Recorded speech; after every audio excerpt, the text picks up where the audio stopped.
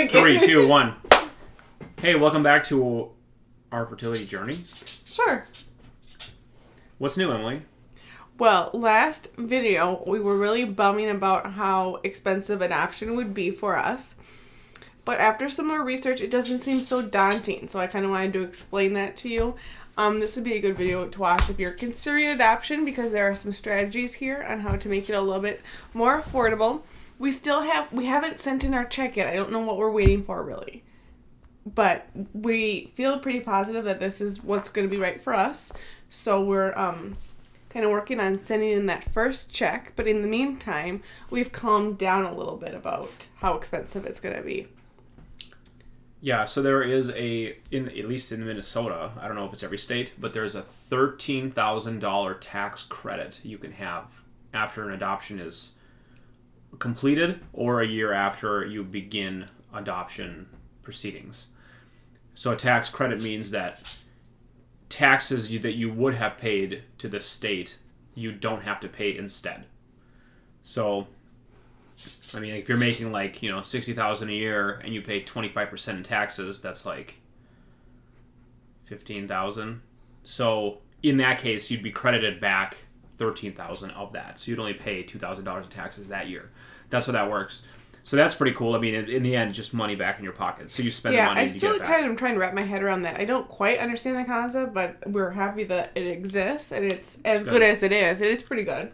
Yeah, it is taxable, I guess. So they give you a tax credit and they tax that. So that's kind of a joke, but it's a lot back. So we were kind of estimated by the agency we're using that our estimated cost was about $22,000 for everything. So we will still be responsible for providing the majority of that, down, and then we will get some of it back. Mm-hmm. So, the other thing we did is we opened up a line of credit, and we did that instead of getting a loan because why? Oh, okay. So a line of credit, I asked her a lot of questions because I've never had a loan before. Right. I've never taken a loan, never been in debt.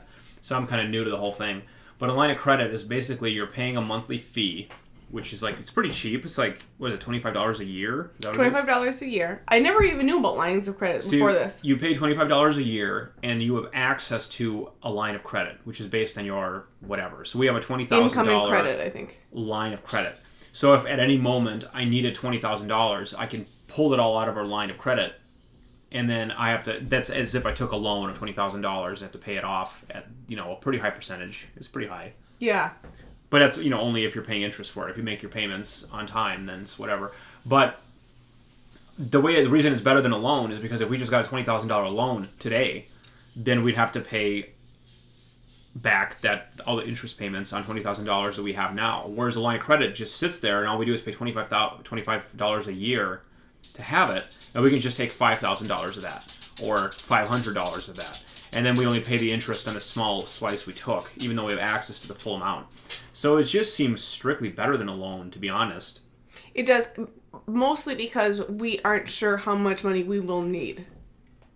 Yeah, I mean, I guess if we needed to buy a car now, we just get a loan for that car now and do it. So yeah, so that's better. Also, my job offers a $5,000 reimbursement for adoption, which is rare. Actually, we heard at our adoption meeting, usually the only companies that offer that is because someone that's pretty high up has gone through adoption themselves, because you don't find that very often. So that's kind of rare, but they will reimburse us $5,000 worth of adoption stuff. So we're really lucky for that. My work doesn't offer any adoption benefits, but it's really nice that Alex's does.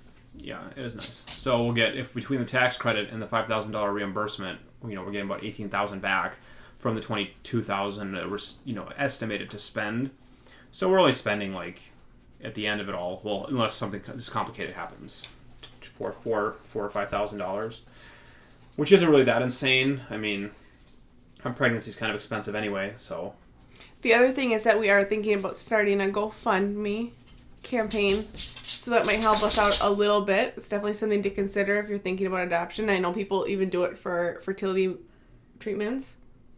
And the other thing I saw was that We can't do this yet because you have to have a home study, but if you go to helpusadopt.org, they offer grants after the home study is completed. I don't know if we'll qualify or not, but that's an option that people have. Mm-hmm. Helpusadopt.org. They have grants for adoption. So that's nice. So we're feeling a little bit better about the whole price of it. We still like the idea of it. We just have to take that big step and send in the check. So I will let you know when that happens. Thanks for watching.